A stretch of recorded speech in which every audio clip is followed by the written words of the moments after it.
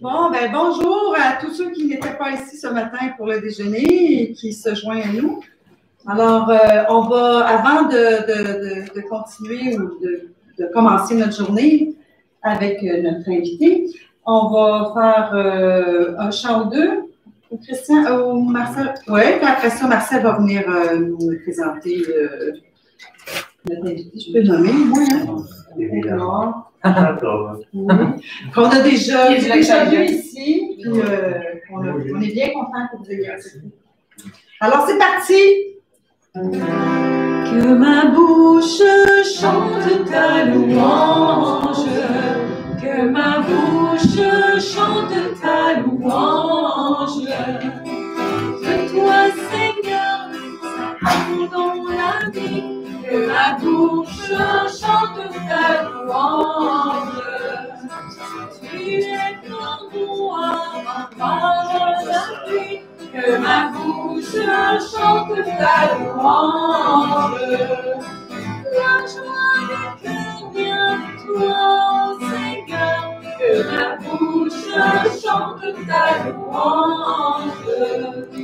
Toute ma confiance est dans ton nom très saint, que ma bouche chante ta louange. Sois loué, Seigneur, pour ta grandeur, sois loué pour tous tes bienfaits. Gloire à toi, Seigneur, pour ton amour et non de ton cœur.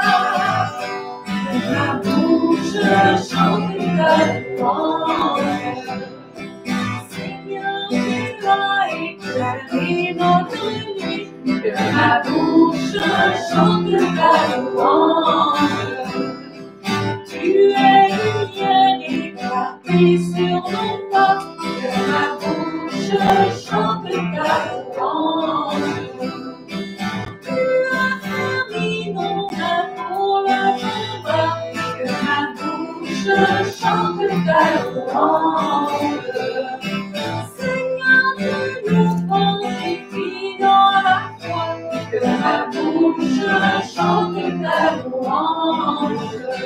Sois loué, Seigneur, pour ta grandeur, sois loué pour tous tes bienfaits. Gloire à toi, Seigneur, tu es la Dieu, ton amour, non de ton cœur. Que ma bouche chante ta louange, que ma bouche chante ta louange. L'autre chant, vous l'avez dans vos feuilles, espérant contre toute espérance.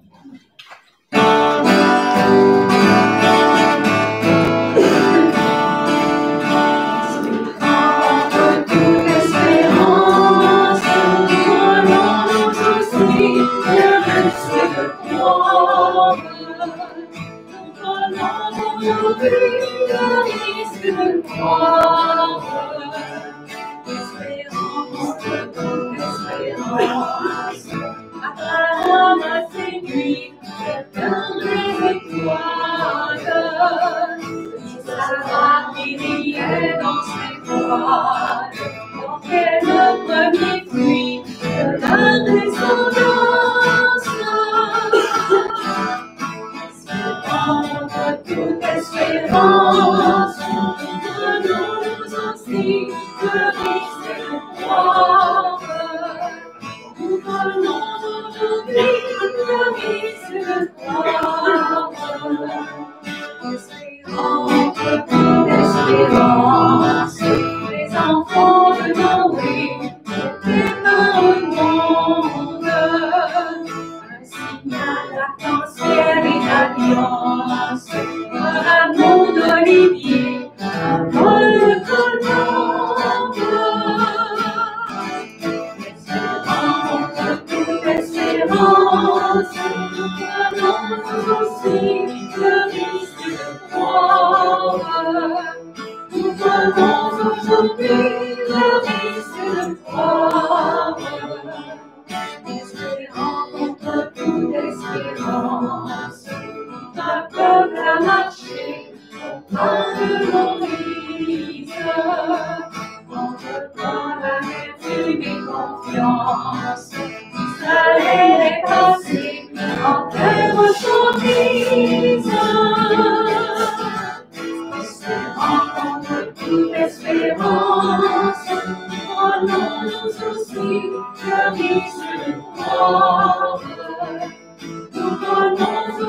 aujourd'hui le risque de croire. Espérant contre toute espérance, les disciples déçus ont repris le large. Leurs filets étonnées d'abondance se sont presque rompus autant que leur barque. Espérant contre toute espérance, prenons-nous aussi le risque de croire. Nous prenons aujourd'hui le risque de croire. Nous prenons aujourd'hui le risque de croire.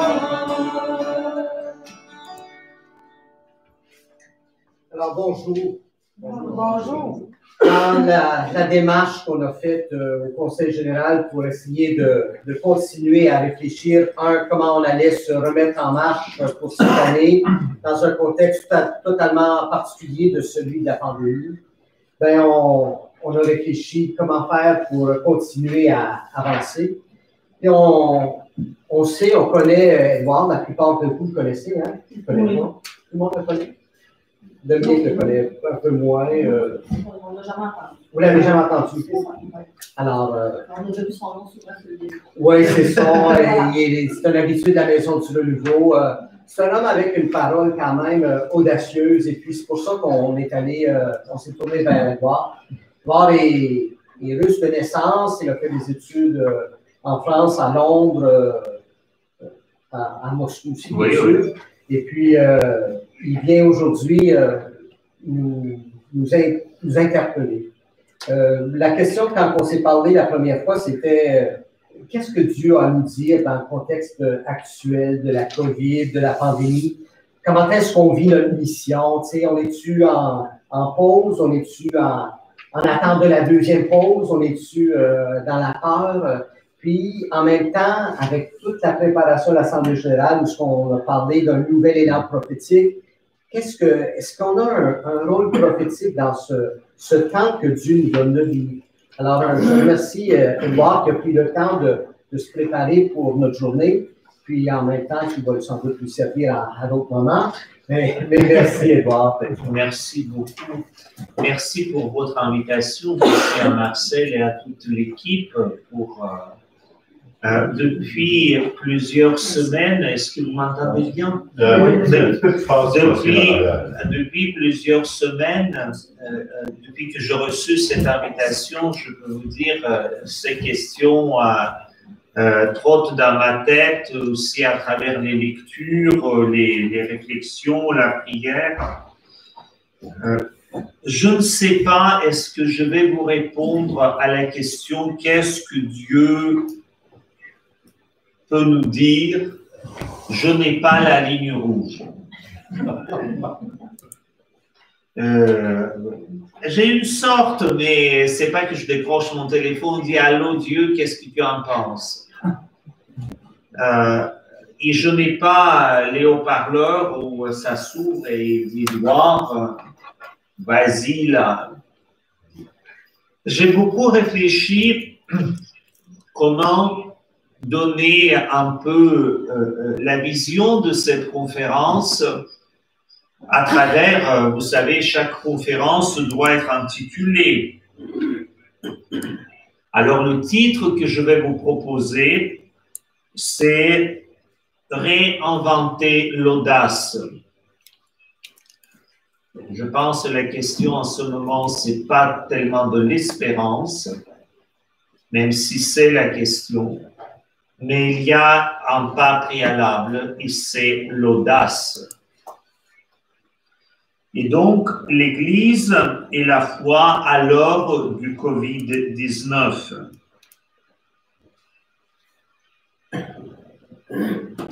Je vais aussi dire dès le départ que je ne vais pas prétendre vous donner toutes les réponses ou les réponses. Je vais mettre quelque chose en réflexion, certaines questions, certaines préoccupations, peut-être certaines certitudes, Et évidemment, ma réflexion, elle est partielle et quelque part, elle est un peu partiale. Je vais veiller sur ma langue pour ne pas vous trop agacer, parce qu'en étant russe, je suis porté coupé raide dans certains moments. Donc, je vais essayer de ne pas couper raide. Et c'est au début, je veux vous dire que mon impression, au-delà de toutes bonnes choses qui sont arrivées depuis le début de la pandémie, il faut quand même reconnaître que nous étions surpris, paralysés, pétrifiés, abasourdis. Ça ne sert à rien de se cacher de cela quand il y a les grandes situations de crise. La première chose, c'est de reconnaître ces états.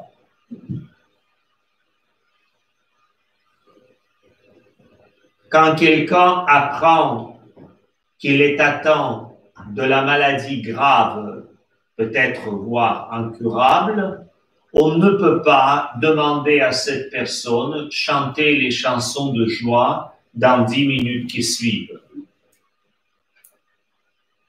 L'espérance, elle va renaître, mais d'abord, il y a un choc. Et je pense, comme croyants, comme tout le monde, nous avons subi le choc de pandémie.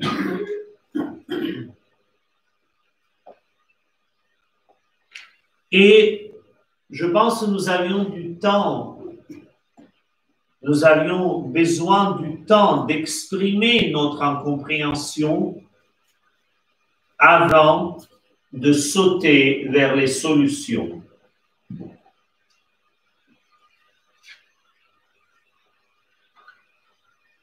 Évidemment, nous avons trouvé les remèdes d'urgence,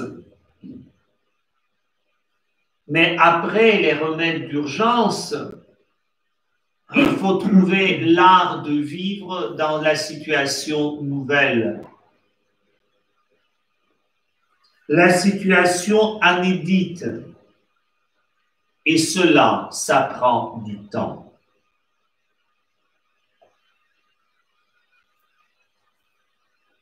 Je vais quand même vous dire qu'il ne faut pas oublier que nos actions que nous avons prises ou que nous allons prendre ont des conséquences. C'est vrai aussi pour nos manques d'action ou nos paralysies.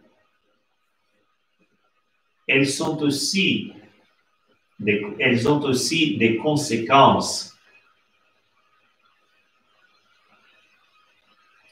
Dans ma réflexion que je vais partager avec vous, je suis énormément reconnaissant à plusieurs personnes.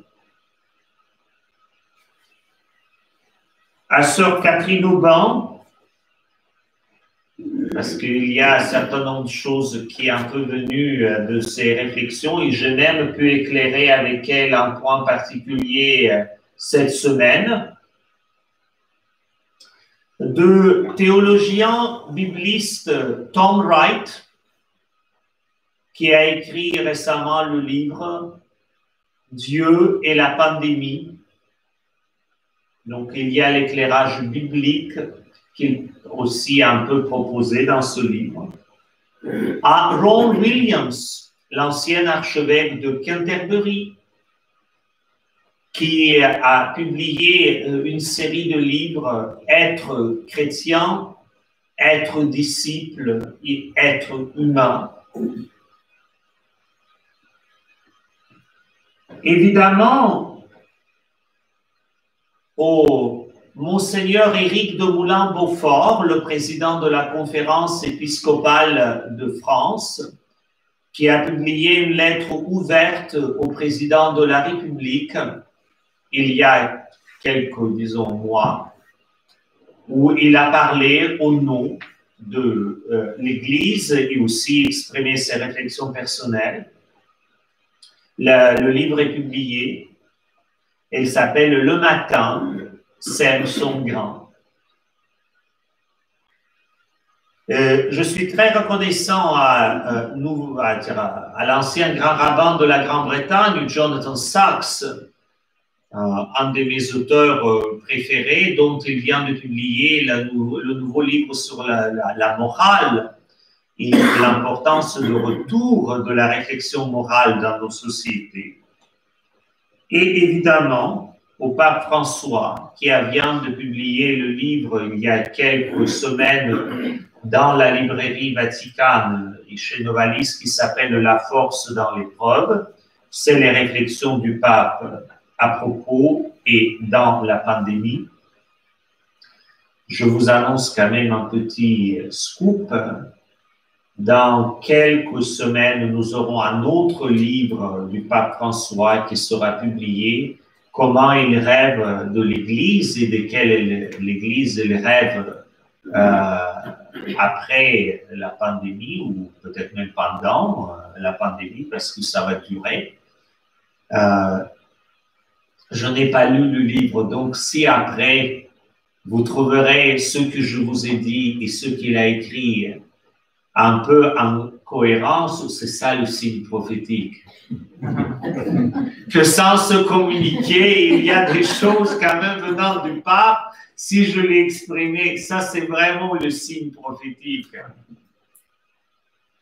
Et je remercie beaucoup de personnes avec qui j'ai pu partager sur ces sujets parce que j'ai testé certains propos que je vais vous partager pour voir quelle résonance ça fait, comment il faut les aborder pour que nos oreilles restent toujours ouvertes. Dans l'Ancien Testament, dans le livre de prophète Amos, il est dit que Dieu révèle ses secrets à ses serviteurs prophètes. C'est-à-dire que même dans les situations les plus difficiles, les prophètes peuvent voir, je dirais, le dessein ou le doigt de Dieu. Il faut quand même préciser que les prophètes dans la Bible, d'abord, ce n'est pas ceux qui prédisent l'avenir. Les prophètes dans la Bible, c'est d'abord ceux et celles qui lisent avec le regard de Dieu le présent. Et à partir de cette lecture divine, capable de faire des pas qui fait que l'avenir advienne, d'où le mot même « à venir ». Vous remarquerez, j'utilise très rarement le mot « futur ». Très souvent, nous pensons que ce sont les mots interchangeables. Ils ne sont pas interchangeables. Avenir dépend de ce que nous faisons aujourd'hui et c'est à venir dont ça dépend de nos actions.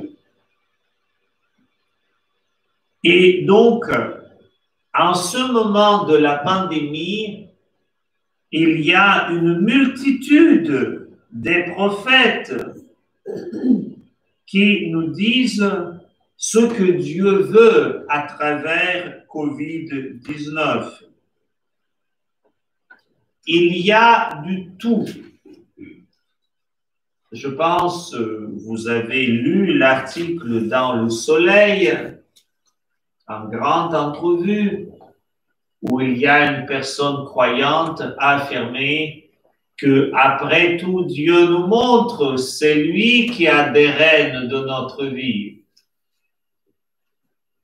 C'était écrit noir sur blanc. Hein.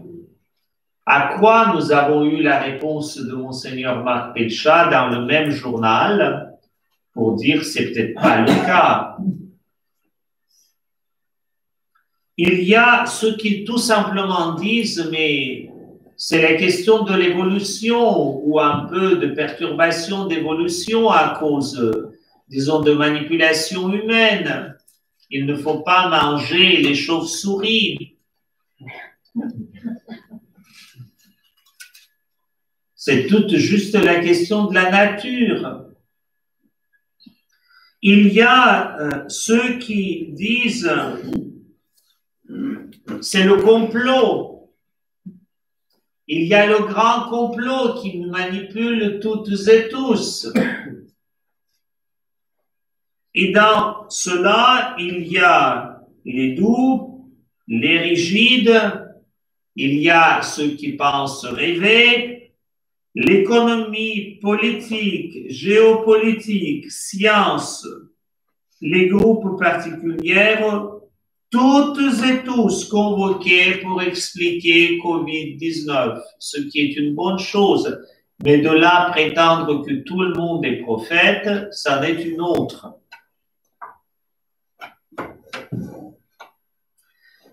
Avant d'avancer, j'aimerais quand même bien préciser que dans notre tête soit clair, c'est quoi le prophète dans la Bible? Vous savez, tous les baptisés, nous portons le titre les prêtres, le roi et le prophète.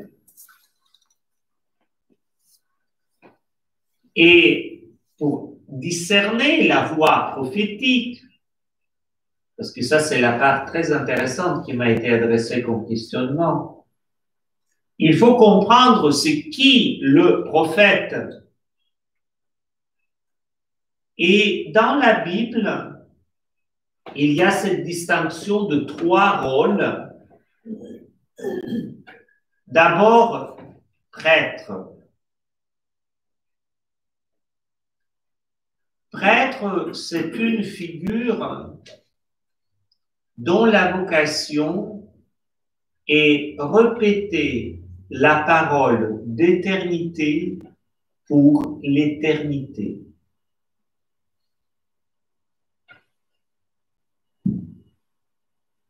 La vocation du prêtre dans la Bible, transmettre fidèlement le message de Dieu et assurer qu'il n'y a pas d'interférence avec cette parole.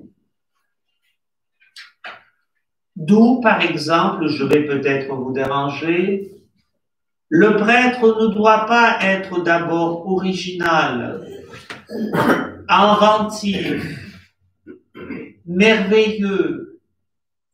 D'abord, il doit transmettre fidèlement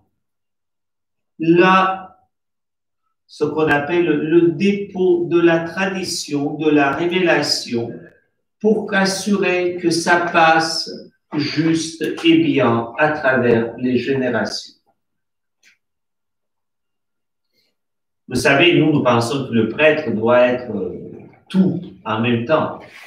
Dans la Bible, en tout cas, ce n'est pas le cas. Après, il y a Ça explique la réalité, Père Édouard. Il faut se réjouir. Deuxièmement, il y a le roi. C'est un homme politique, c'est-à-dire engagé dans la vie de la cité.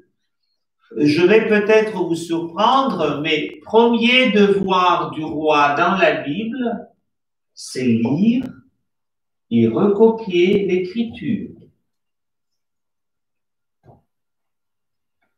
Le devoir de l'homme politique dans la Bible, du chef, c'est lire et recopier l'Écriture pour que l'Écriture, dont son esprit sera imprégné, il applique dans la vie quotidienne de la vie sociale politique.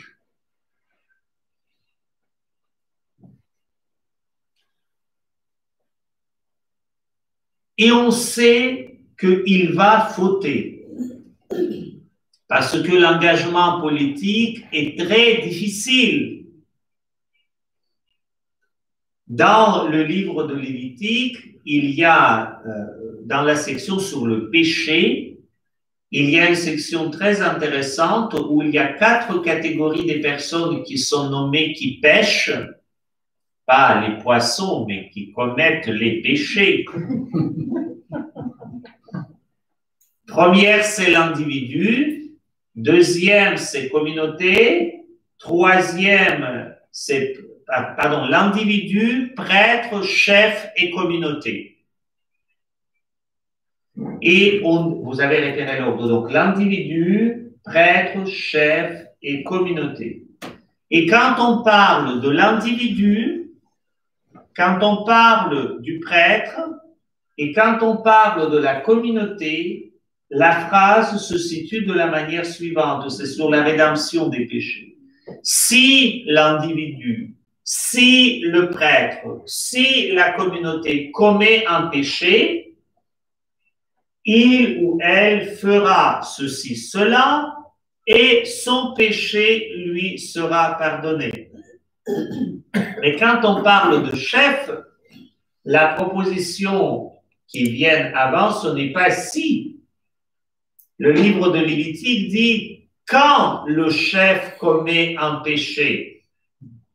Dans le cas de la vie politique, ce n'est pas la question de si, c'est la question de quand.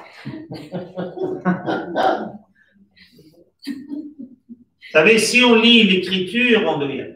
Et donc, lui, le roi, l'homme politique, le chef, il doit gérer l'organisation, disons, aujourd'hui, on appellera gouvernementale. État. Mais c'est là qu'il y a un mais. De temps en temps, le prêtre, il ne transmet pas correctement la parole d'éternité pour l'éternité. Et le roi n'applique pas comme il faut cette parole d'éternité dans le quotidien. Et c'est là que paraît le prophète ou la prophète. Parce que, à la différence des prêtres et des rois dans la Bible, les prêtres, c'est le tribu de Lévi, c'est que des hommes. Les rois, c'est les dynasties, c'est que des hommes. Dans les prophètes, il y a hommes et femmes. Et c'est un rôle qui n'est pas réservé au clan familial. Vous savez, j'ai presque envie de plaisanter avec vous. Une des plus grandes prophétesses de l'Ancien Testament est une femme. Pensez-y pendant 3 minutes, je ne vais pas vous embarrasser, 3 minutes peut-être beaucoup, pendant 30 secondes. C'est Myriam, sœur de Moïse, la prophétesse, et dont nous avons toujours retenu le chant qu'il chantait dans nos liturgies. Et donc, le prophète ou la prophète, elle doit reprendre ce qui était tordu chez le prêtre et chez le roi.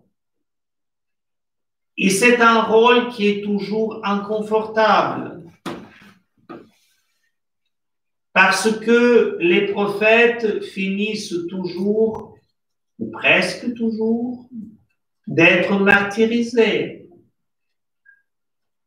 Quand vous dites ce que Dieu veut livrer vraiment, vous n'êtes pas aimé par les gens, mais si vous voulez plaire aux gens et ajuster vos propos, Dieu vous dira, ça va pas.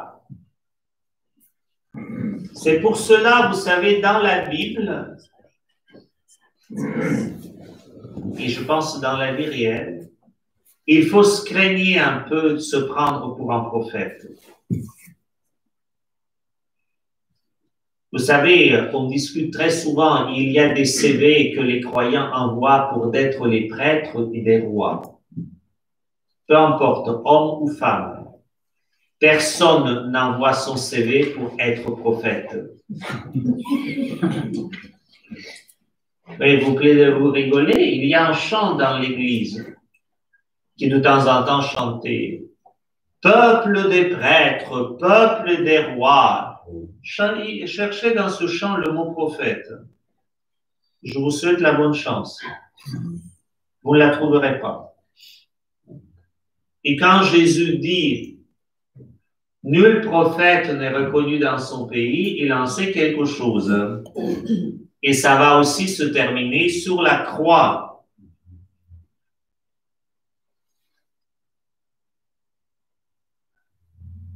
Donc, quand on donc parlera pendant notre réflexion de prophétique, il faut bien s'entendre tout de suite que ça peut être inconfortable.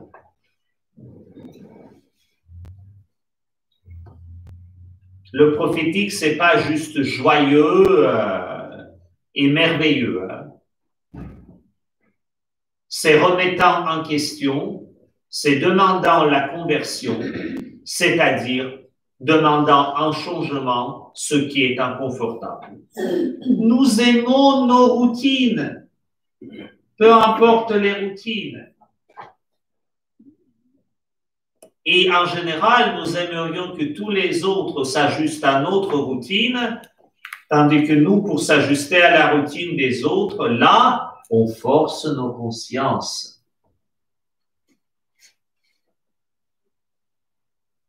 Vous savez, dans tout le corpus, je vais procéder un peu en deux temps, je parlerai de l'Ancien Testament et après du Nouveau Testament.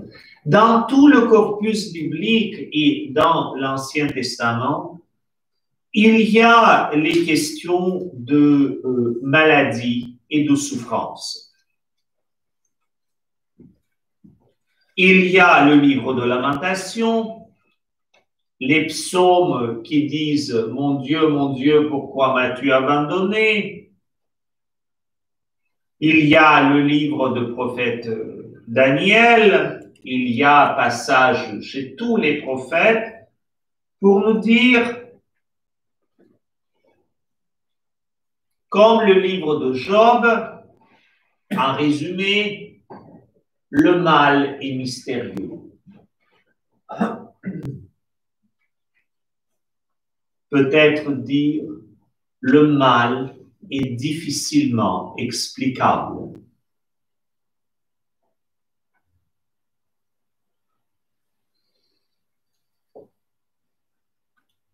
Nous voulons trouver des explications. Mais le mal, comme le dit le livre de Job, est difficilement explicable. Le livre de Job nous met en garde contre la piété simpliste et les explications simplistes.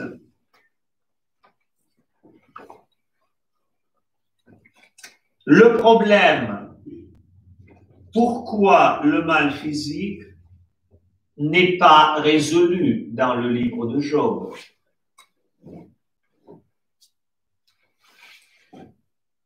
L'explication que certains, aujourd'hui, comme dans le livre de Job, ont voulu en trouver selon « Répands-toi, trouve tes péchés, présente-les à Dieu et après tout ira bien », Job dit « Non, je n'ai pas péché ».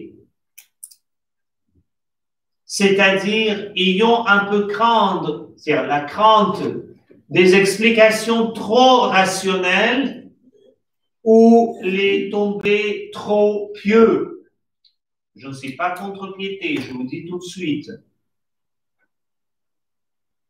Pour vous donner cette conférence, pendant mon séjour à Montréal, je suis allé à l'oratoire Saint-Joseph et je demandais Saint-Joseph et Frère André m'inspirer et m'aider. C'est pour vous dire. Mais la question, pas chercher les sorties trop faciles, simplistes, rapides.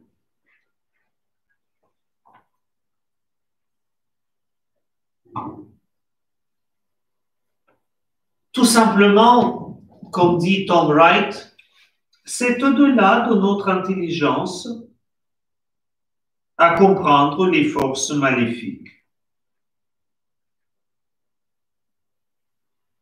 Le point, ce n'est pas de comprendre les forces maléfiques ou comprendre la souffrance, comprendre le mal. Le vrai défi, c'est de traverser l'épreuve du mal.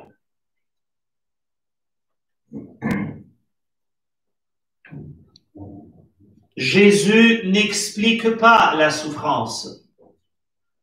Jésus n'explique pas le mal. Il le traverse. Ce que me donne en disant Jésus, c'est au Nouveau Testament. Or, dans le Nouveau Testament, le mot qui est important, c'est maintenant. Les temps sont accomplis. Et quand les choses maléfiques arrivent, ils nous demandent, ils nous mettent au défi. Qu'est-ce que nous allons faire à ce sujet maintenant? C'est pour cela que je serai un peu sceptique des mises en pause qui dureront une année. Parce que nous sommes déjà en pause 6 mois. Si nous allons encore, qu'est-ce qu'on fait vis-à-vis du mal maintenant? Ça ne veut pas dire qu'il ne faut rien faire. Il faut opérer le discernement. Et s'il y a un repentir, s'il y a un discernement, ce n'est pas magique. C'est pour prendre les moyens pour advenir le royaume de Dieu maintenant.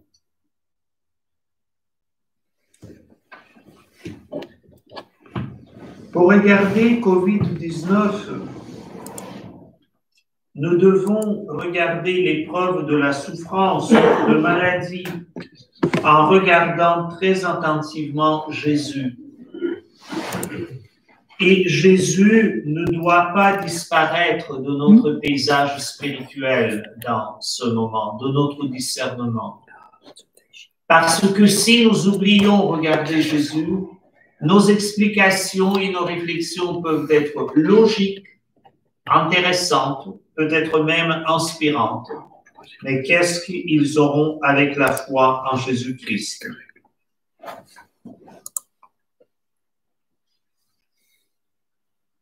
J'attire quand même votre attention sur une chose intéressante, parce que pendant le temps de maladie, il y a toujours cette pensée derrière, c'est la rétribution de Dieu quelque part.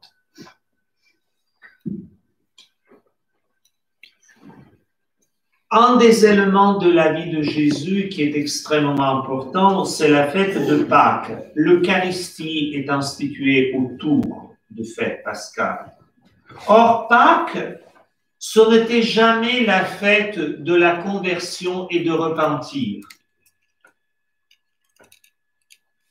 Pour cela, il y a une autre fête, ça s'appelle Yom Kippour. Mais Pâques n'était jamais à propos du péché, de repentir ou de la conversion. La fête de Pâques est une fête de libération.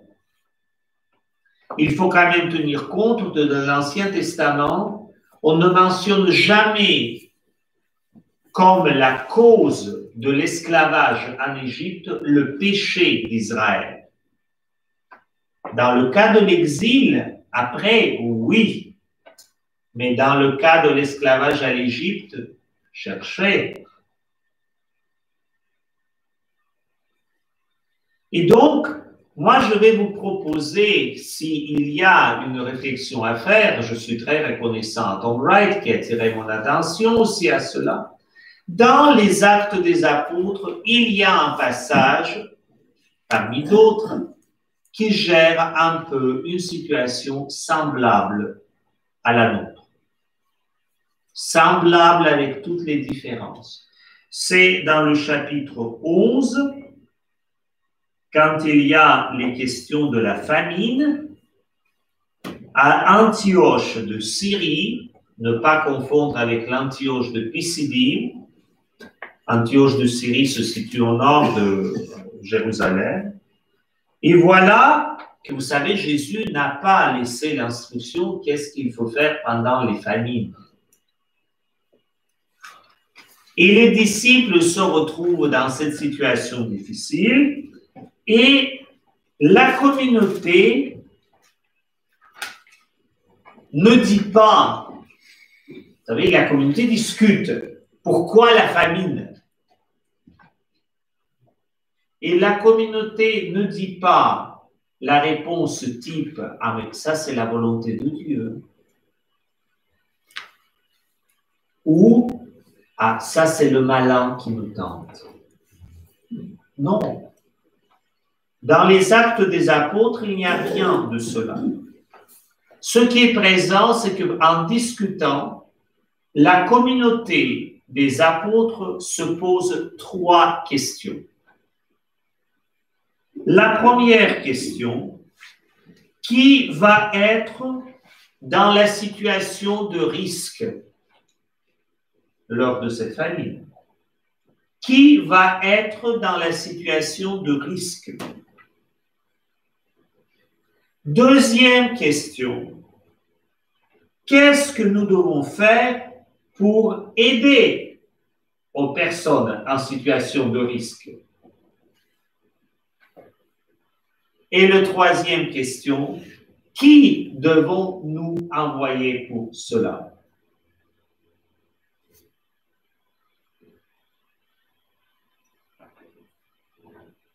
Vous allez me dire, c'est pas très théologique, c'est pas très brillant ou spirituel, c'est pragmatique. Mais derrière ce pragmatisme, il y a un grand principe biblique. C'est que la Bible nous annonce l'alliance entre Dieu et les êtres humains. Et l'alliance, c'est que Dieu compte sur la collaboration des personnes de son peuple. Et donc, ces 3 questions ultimement théologiques et spirituelles. Donc, vous avez peut-être saisi qu'une des parties où je vais entrer, c'est si nous voulons être prophétiques ou si nous voulons réfléchir sur les questions, nous devons, dans les situations de crise COVID-19, comme Église, nous poser les questions.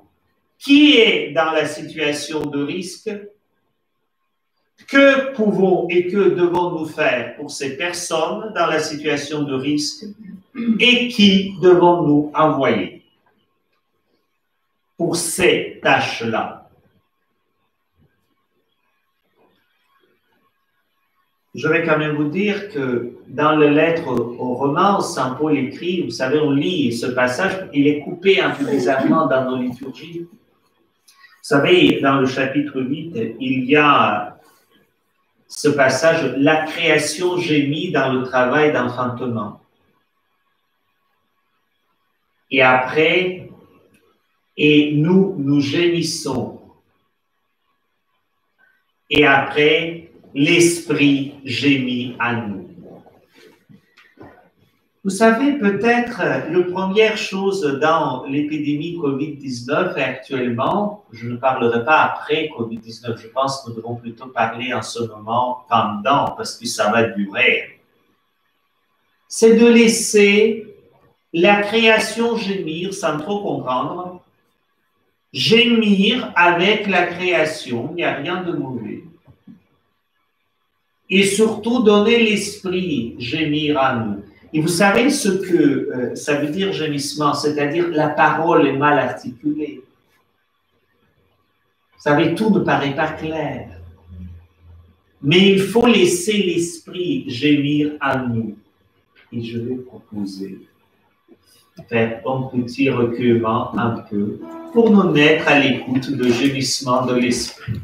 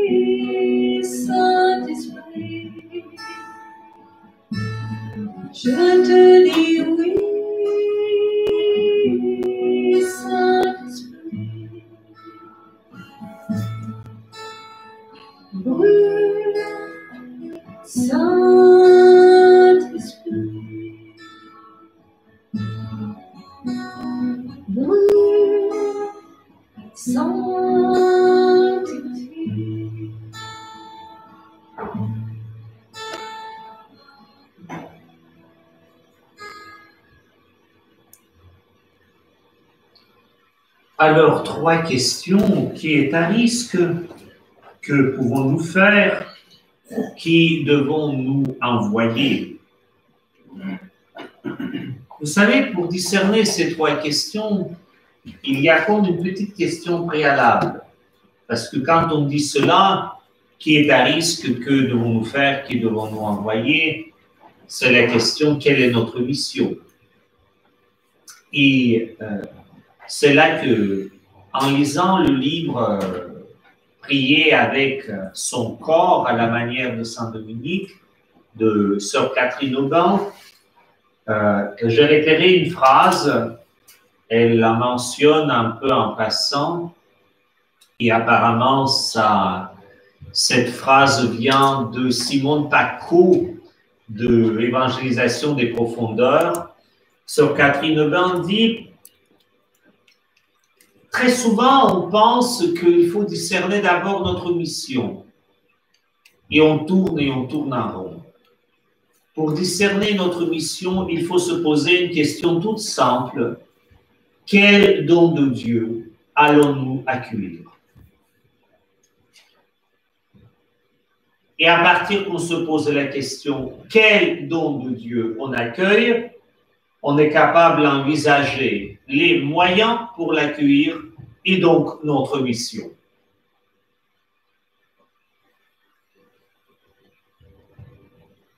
Alors, le premier don pour accueillir pour notre libération, parce que lors de notre vie croyante, c'est une libération qui se produit.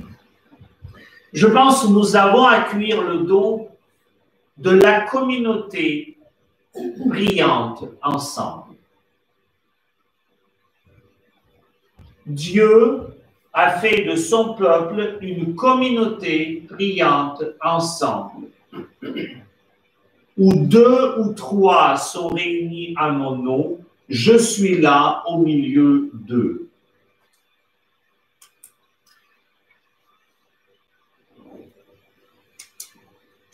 La grâce d'être ensemble en face de Dieu.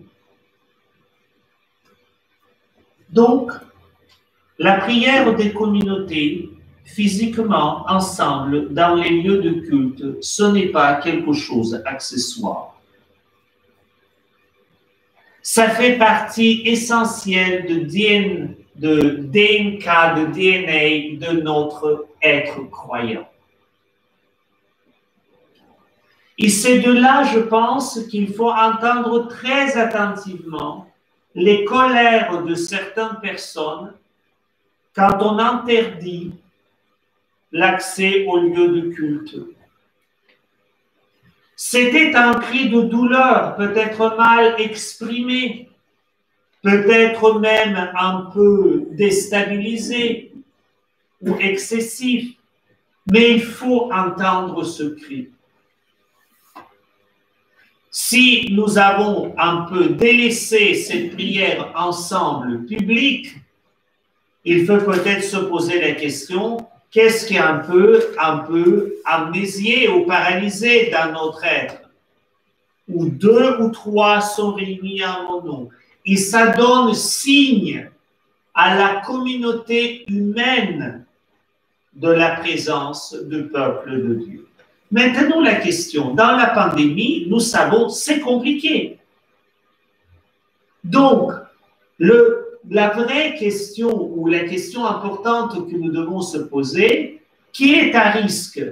Mais c'est les croyants qui veulent se réunir ensemble, que devons-nous faire?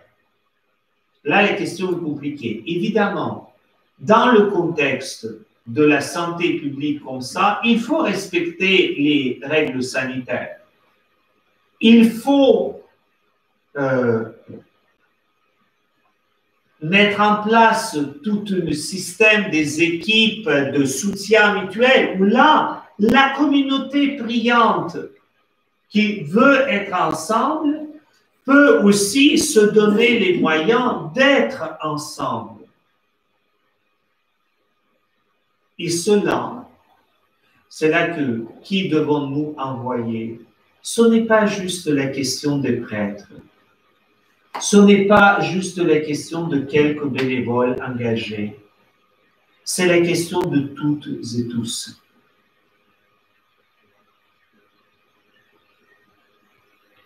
De temps en temps, je suis un peu départagé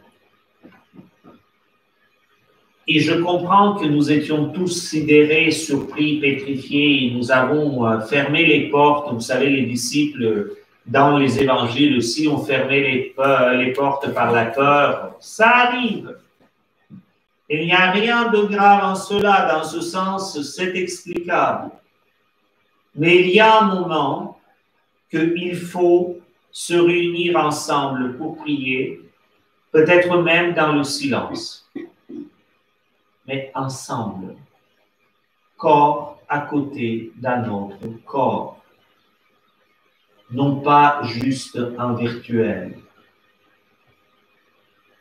Quand je dis cela, ne pas juste en virtuel, il ne faut pas nier les nouvelles technologies ou les négliger. Mais il ne faut jamais oublier qu'aucune nouvelle technologie ne remplacera la présence physique.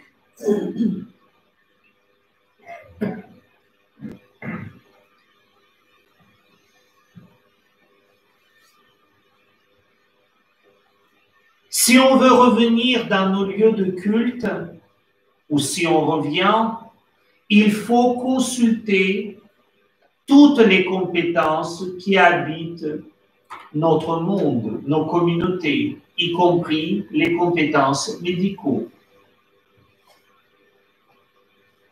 La question qui me trotte dans la tête, et je n'ai pas la réponse à cette question, combien de paroisses, combien de nos communautés nous avons invité les experts médicaux pour permettre le plus rapidement ouvrir nos lieux de prière?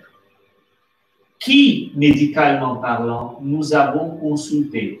Les lectures des conférences de presse de Premier ministre et de Dr Daruda, que j'aime beaucoup les deux, mais est-ce que c'est suffisant? Parce que chaque lieu doit être adapté à sa mesure.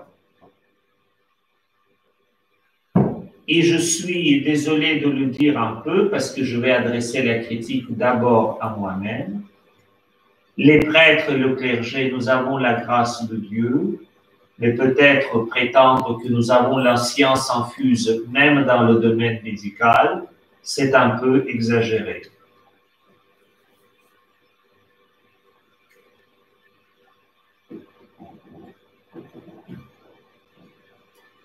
Peut-être lors de cette prière, il ne faut rien dire, mais juste d'être ensemble et laisser l'esprit gémir. Vous savez, ça remet en cause toute notre vision de la prière. Nous pensons pendant la prière, nous devons être super actifs, faire tout, animer, bouger. Sinon, c'est une prière nulle. C'est une soirée qui n'est pas réussie. Non, peut-être il faut juste se mettre en présence de Dieu, mais que cette mise en présence de Dieu soit régulière. Ma douleur la plus grande, parce que je l'ai entendu, je vous partage mon sentiment et ma réflexion personnelle, que nous n'avons pas pu accueillir dans les lieux de culte ouverts tout simplement les personnes qui, tout simplement, veulent être en face de Dieu parce qu'elles sont toutes seules. Avant, enfin, ils pouvaient se retrouver face à Dieu. Et je crois dans la présence de Dieu. Mais là, il y a une image qui m'a surpris quand j'étais aux États-Unis au début de la pandémie. Ils ont aussi fermé les portes. Il y avait quelqu'un qui priait à genoux devant la porte de l'église.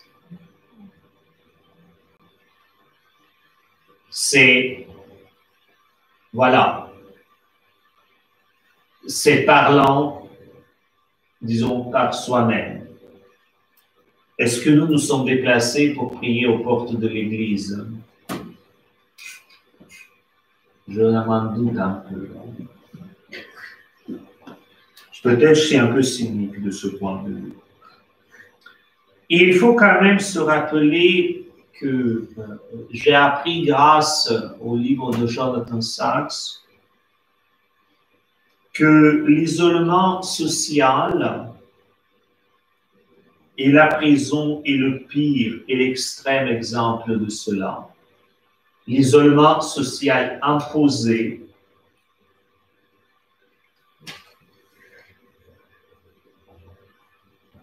il est très toxique, néfaste. Et il y a toujours dans cet isolement social le remplacement de présence réelle, physique des personnes. Et cette présence physique réelle des personnes est substituée par la dépendance aux substances, on s'entend bien, par la dépression et par le suicide. L'isolement social à la longue, même volontaire, et dans le livre de Jonathan Sachs, il analyse très bien le cas d'individualisation de chacun de nous, ce je qui décide tout et qui s'isole de nous comme communauté, parce que le je est là. Et les médecins, les chercheurs montrent que le taux de dépendance, de dépression et de suicide est lié à cette coupure de je de la communauté qui est nous.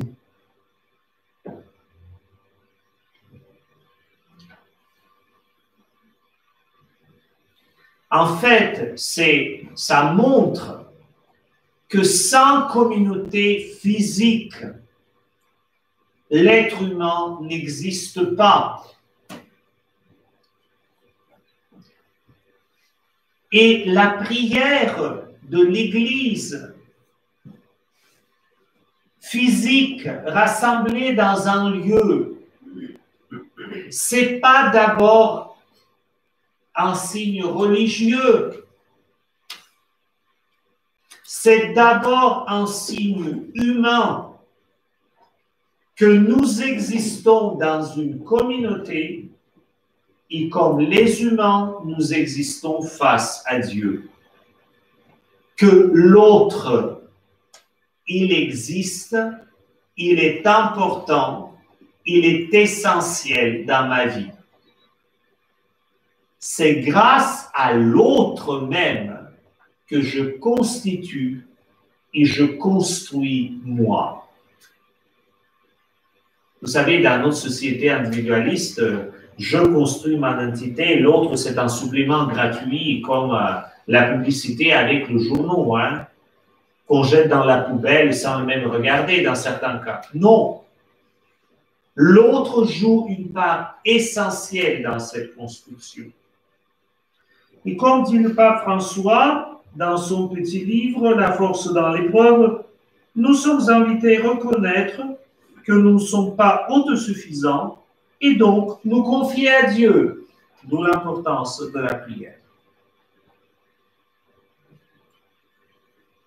Le deuxième point que je vais mentionner, le don que nous sommes invités à accueillir, c'est le don de la parole et de la recherche de vérité dans la charité. Le pape écrit dans ce livre, nous sommes invités à contempler le corps du Seigneur afin d'être imprégnés par sa façon de faire, dialoguer avec lui pour accueillir, accompagner, soutenir comme il l'a fait. Dialoguer. Dans les temps de crise, nous sommes toutes et tous un peu stressés et un peu énervés. Et le dialogue peut être exigeant. Mais il faut parler doucement, avec un rythme plus ou moins accéléré ou ralenti, mais parler en tenant compte que mes paroles produisent l'effet. Vous savez, c'est de là que ça date la fameuse discussion sur la place des personnes aînées lors et pendant la pandémie. entre différentes parties de la société. Nous devons rechercher la vérité qui est liée à la beauté, justice, bonté et amour. Et le dialogue entre nous, comme croyants, et d'autres parts de société sur la place publique est essentiel.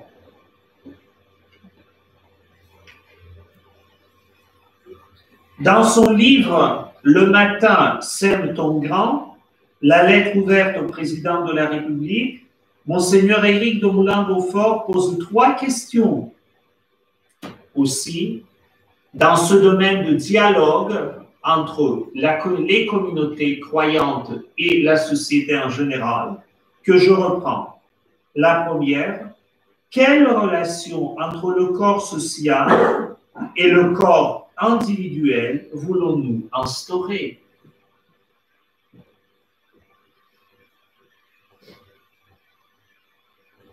La deuxième question, quel est ce corps que nous voulons préserver, guérir et sauver? Plus simplement, de qui est-il ce corps?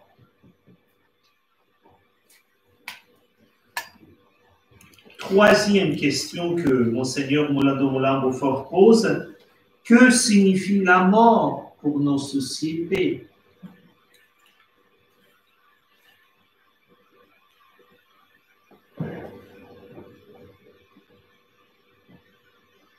Toutes ces questions sont valides pour la société, mais toutes ces questions sont valides aussi pour l'Église.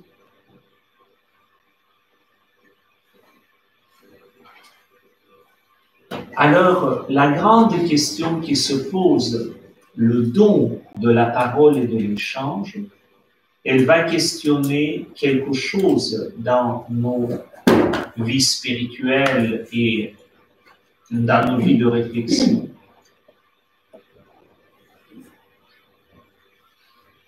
Je réfléchis comment formuler cette question, je réfléchis depuis longtemps sans vous trop choquer.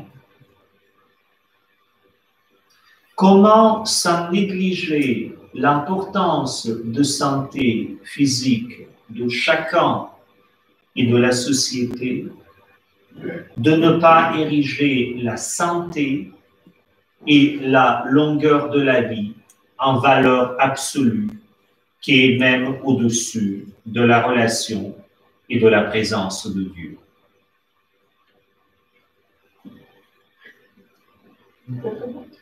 Comment sans négliger la santé des individus et de la société, de ne pas ériger la valeur de la santé physique en valeur absolue qui est au-dessus même de la relation avec Dieu.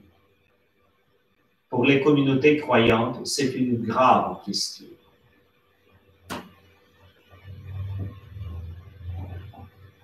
La plaisanterie est un peu maladroite, mais vous savez, si Jésus avait tellement respecté sa santé, il ne terminera jamais sur la croix. La croix, c'est malsain par définition.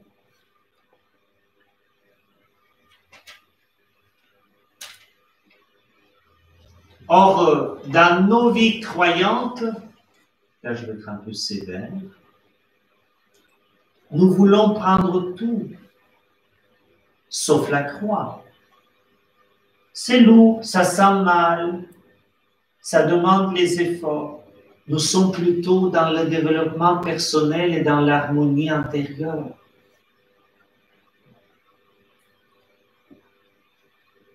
Et même si on invite l'esprit, c'est pour demeurer dans cette harmonie sans rien. Vous savez, là, il y a le problème avec le rapport Jésus, la croix.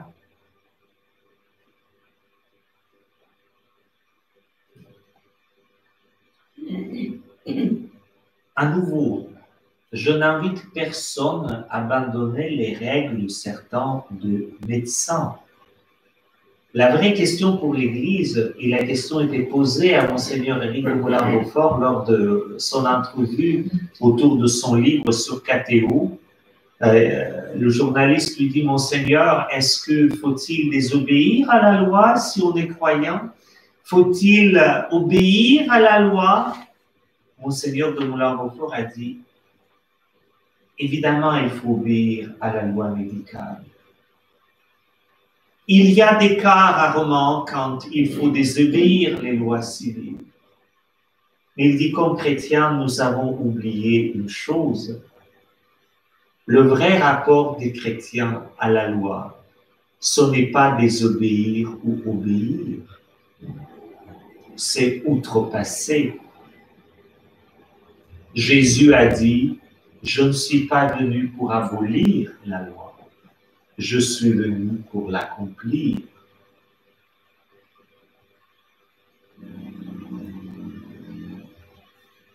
Le dialogue nous manque. Regardons nos commentaires sur les réseaux sociaux. Si vous n'êtes pas d'accord avec moi, vous êtes expulsé à tout jamais. Nul ne devinera même pas votre existence. Si vous êtes dans le réseau de complot sur Covid-19, essayez un peu raisonner des gens, vous êtes dans la poubelle. Si vous êtes trop raisonnable et quelqu'un peut vous dire peut-être il y a les dangers pour la société, mais eux, ils vont dans la poubelle. C'est pour vous dire le don de dialogue, même à l'intérieur de nos équipes pastorales, des équipes d'animation des lieux, peut-être pour vous. Nous avons des visions différentes et nos lectures de cette pandémie sont différentes. Certains plus insouciants, d'autres sont plus anxieux, certains sont plus forts physiquement, d'autres sont plus vulnérables. Avant de s'entretuer, même spirituellement, essayons de dialoguer. Et là, on peut voir qui on doit envoyer. Qui est le meilleur? Vous savez, peut-être moi, je ne suis pas le meilleur pour faire cela parce que de temps en temps, je peux provoquer par des phrases un peu difficiles. Et dans cela, il y a le don de la dignité.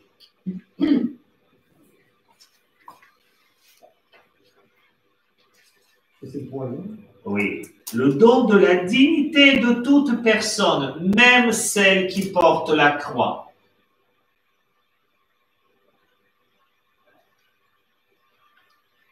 Je vous ai dit que j'étais à l'oratoire Saint-Joseph. Vous savez, c'est compliqué qu'on célébrait ces jours-ci.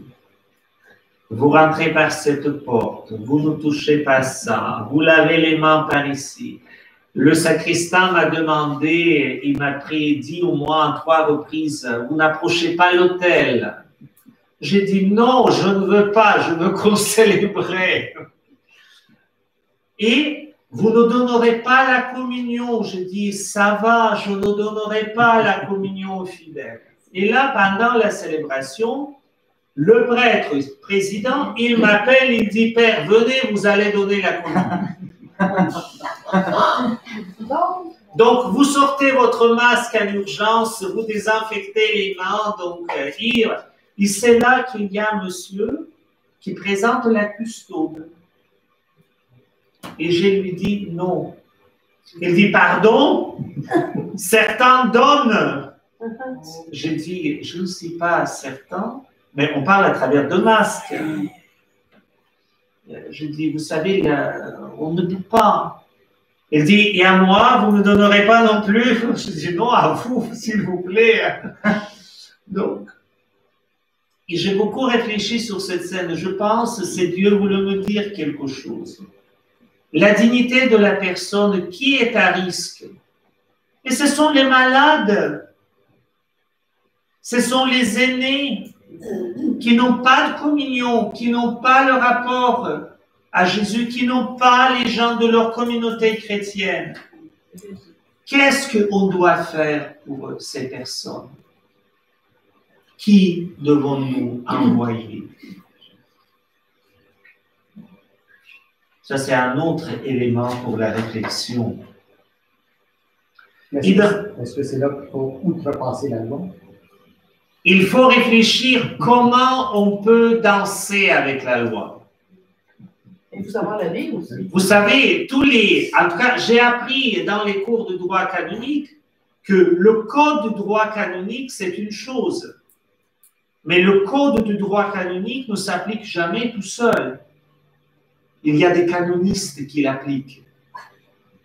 La question de la loi, c'est une question aussi d'interprétation. Il y a la conscience quand même. Il y a la conscience, mais l'interprétation.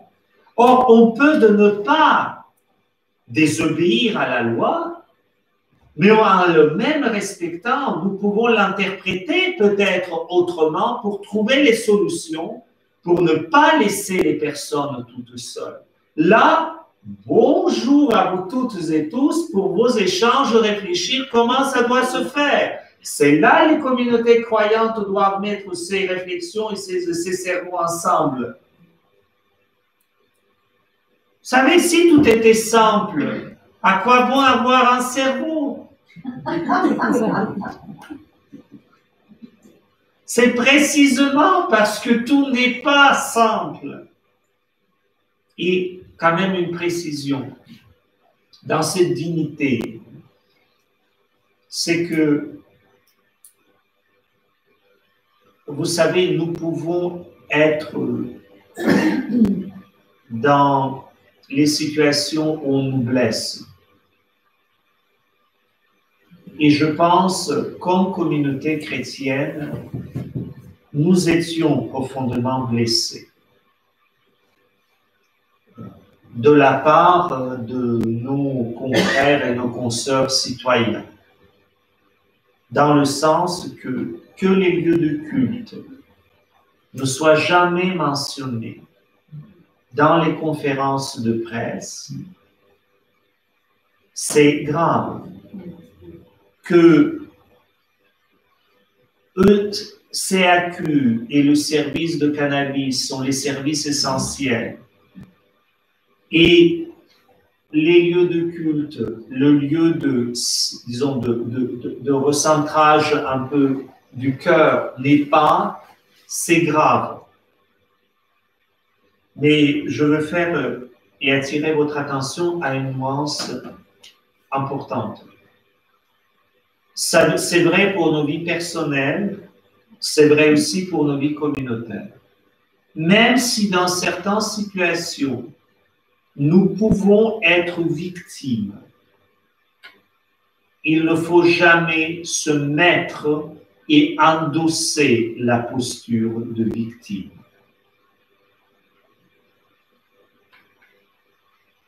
La nuance est importante. Vous savez, dans l'Ancien Testament, Joseph était vendu, d'abord mis en puits, vendu par ses frères, après il était en prison, et quand il rencontre ses frères, il les pardonne. Vous savez, lui, il pouvait mettre la lettre au Pharaon en disant « Ça, c'est le procès de poursuite de mes confrères, parce qu'ils m'ont vendu. » Ça, c'est la demande des avocats de poursuivre ce qui est la femme, vous savez, de Potiphar, qui m'accusait faussement de l'adultère. Or, Joseph dit une phrase très surprenante. Joseph dit, tout ce qui m'est arrivé était le plan de Dieu. Aucune plainte. Il n'a pas oublié ni que ses frères l'ont vendu, ni que la femme de Potiphar l'accusait. Mais il refuse de se mettre dans la posture de victime, quoiqu'il a fait la justice avec ses frères, il a bien vérifié qu'ils ont changé avant de les pardonner. Mais très souvent dans notre culture individualiste, et j'utilise ça comme le terme sociologique, nous nous mettons dans la posture de victime. Or, la posture de victime ne cherche jamais une solution créative. Victime cherche toujours la vengeance et la rétribution. J'aimerais bien nous inviter d'éviter, comme les communautés chrétiennes, même si nous avons traversé au point de vue social une période difficile, de refuser toute tentation, même dans nos têtes, à cette vengeance vis-à-vis des autres qui ne pensent pas et ne croient pas comme nous.